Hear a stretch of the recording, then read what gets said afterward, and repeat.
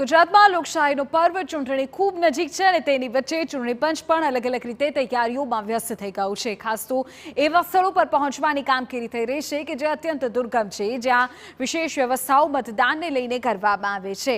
આપણે કહી દઈએ કે જૂનાગઢમાં વર્ષોથી એક ખાસ મતદાન મથક ઊભું કરવામાં આવે છે, જ્યાં ન તો મોબાઈલ સિગ્નલ મળે છે કે ન કોઈ વાહનની સુવિધા। ગીર જંગલની મધ્યમાં કનકાઈ માતાજીના મંદિરે મતદાન મથક ઊભું કરવામાં આવે છે, જ્યાં આસપાસના 7 નેસના 200થી પણ વધુ મતદારો પોતાના કિંમતી મતાધિકારનો ઉપયોગ કરે છે। ચૂંટણી પંચના નિયમ મુજબ આ મતદાન મથક ઉપર તમામ સુવિધાઓ પણ ઉપલબ્ધ કરાવાય છે। નેસમાં વસતા માલધારીઓ લોકશાહીના પર્વમાં સહભાગી બને તે માટે પોલિંગ સ્ટાફ મતદાન પૂર્ણ ન થાય ત્યાં સુધી ખડે પગે રહેશે।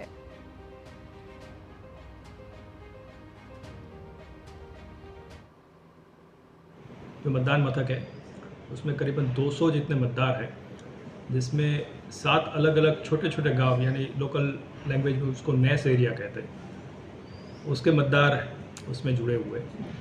और एक ऐसा एरिया है जो बीच जंगल में है, जहाँ नेटवर्क की भी एक काफ़ी चैलेंज हम लोगों को रहती है।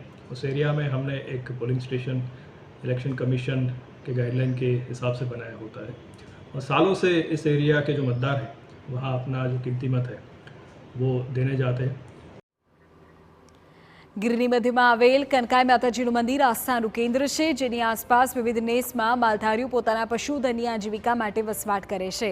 જેઓ લોકશાહીના પર્વથી વંચિત ન રહે તે માટે ચૂંટણી પંચ દ્વારા વર્ષોથી આ મતદાન મથક ઊભું કરવામાં આવ્યું છે।